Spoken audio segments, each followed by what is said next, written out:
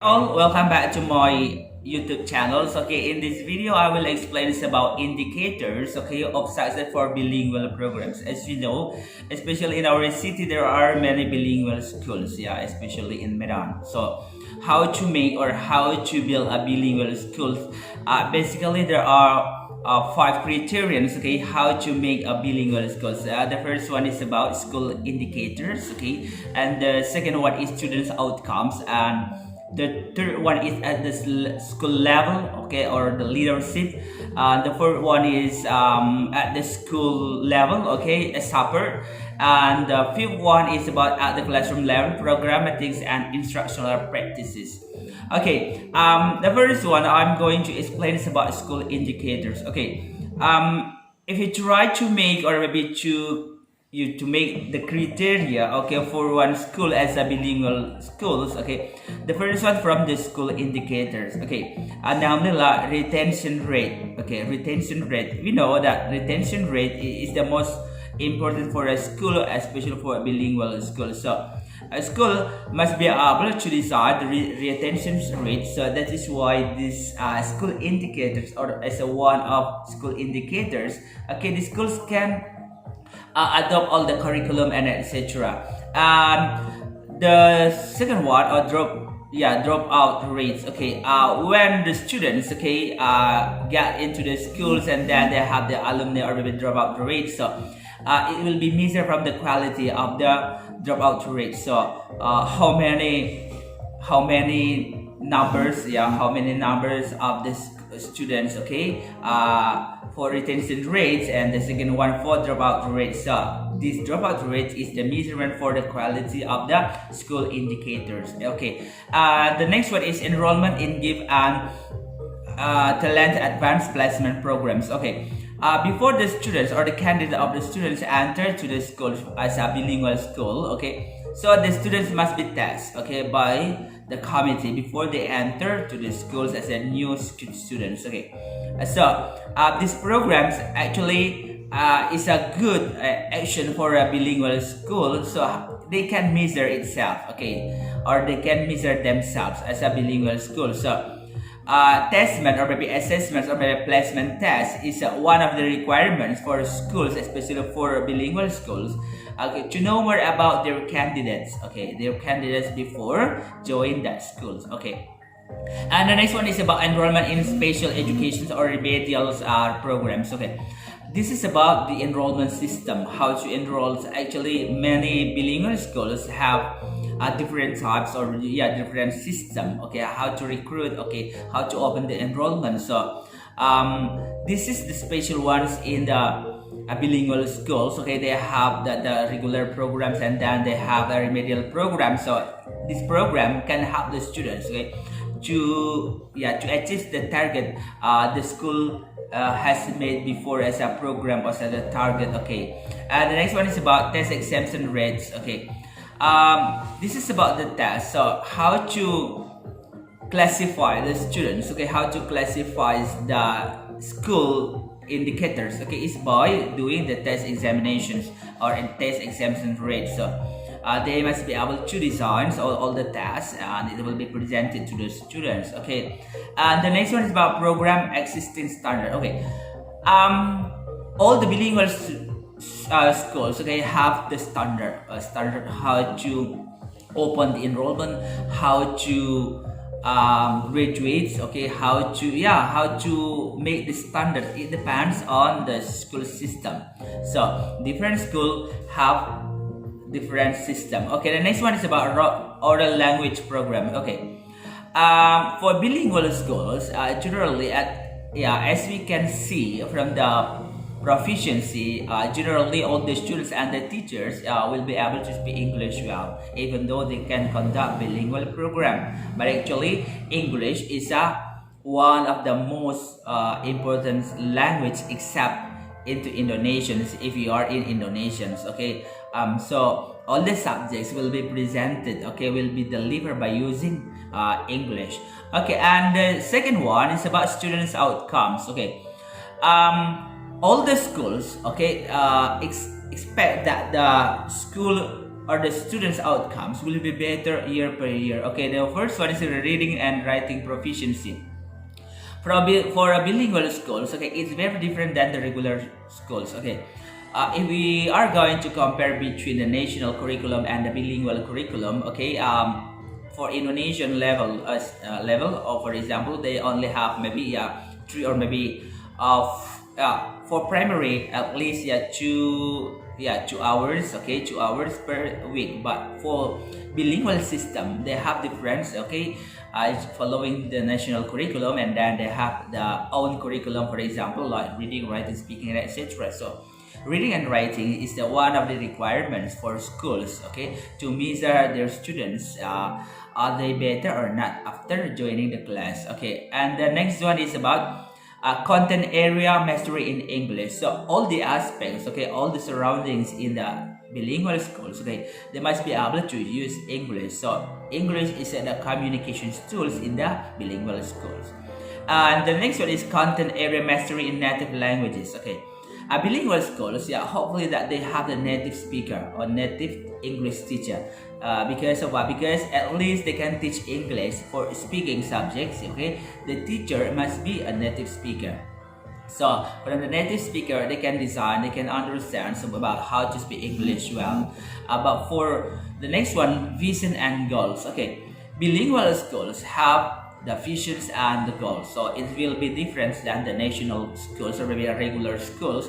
It can make that the bilingual schools will be different than the others. Okay, their visions actually, maybe they will be able to reach maybe 20 years later, etc. So visions and goals will be clear or must be clear. So these visions will be applied every day, every lessons, or maybe every subject they will teach to the students. Okay, and the third one, okay, as indicators of success for bilingual programs is school climate. Okay, how to indicate the school climate? It means that in the bilingual schools, okay, it has the climate is very good. Okay, especially about the relationship between the parents and the teacher and the students and etc. So there must be good collaborations how to make the schools as a bilingual school. Okay, and the next one is about linkages. Okay, linkages. Okay, it means that the every grades or every years or every level of the schools they have linkages. Okay, they will be having the system and the communication. They will be able to discuss, to communicate with the others, okay, without comparing about the ages, about the grade, and etc. And school organizations and accountability. Okay, about the schools organizations, it will be clear, okay, and accountability. How about the system? How about the curriculum and etc. So before enroll a new students, okay, generally the parents will be invited, okay, to come or to visit the schools, and all the parents can see about the facilities, about the curriculum, about the teachers, and etc. So it will be clear. So there is no unclear explanation to the parents, but the parents will understand about the system at the schools. Okay, and the last one for at the school level or leadership is about professional development.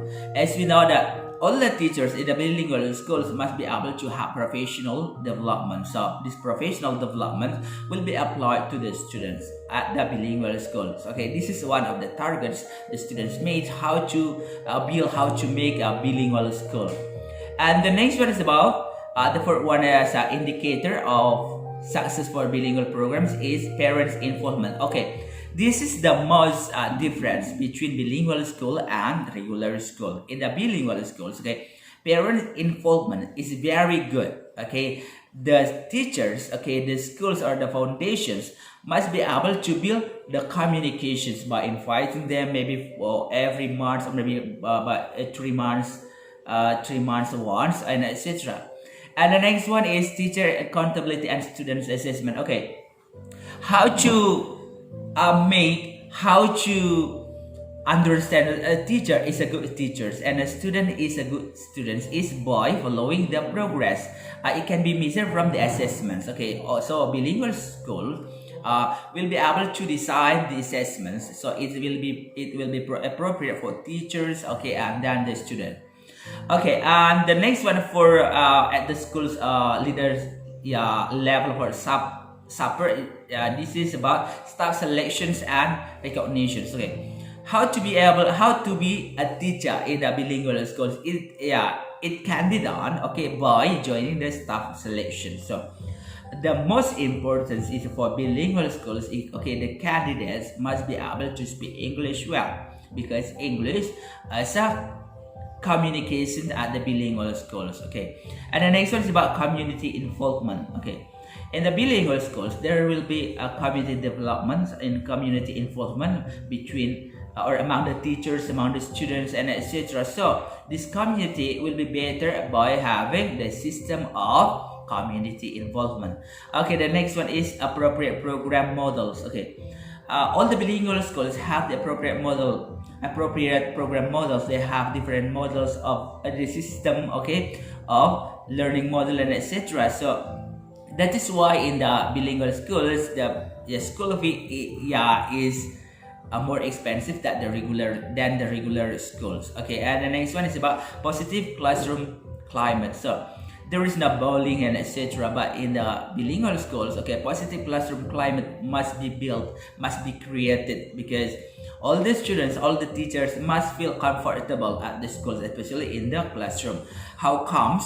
Okay, the students can join the class, the subject, if they feel uncomfortable. So our responsibilities as a bilingual schools, okay, to make all the society, all the people who live or who stay at the school, bilingual schools, they must be able to feel comfortable. Okay, and the last one for indicators of success for bilingual school is about at the classroom level, okay, about the programmatic and instructional practices. Okay, the first one is about academical challenges and curriculum and instructions. Okay, a bilingual school has its curriculum. Okay, they will be able to compare between international schools and national schools, and sometimes they combine between national and international schools, but we don't call them as bilingual schools, but as a national plus schools, as a bilingual school, etc. Because the comparisons, okay, to make them different than the other is about from the English proficiency. So at the bilingual schools or in the bilingual schools, okay, English is the most popular. English is a must.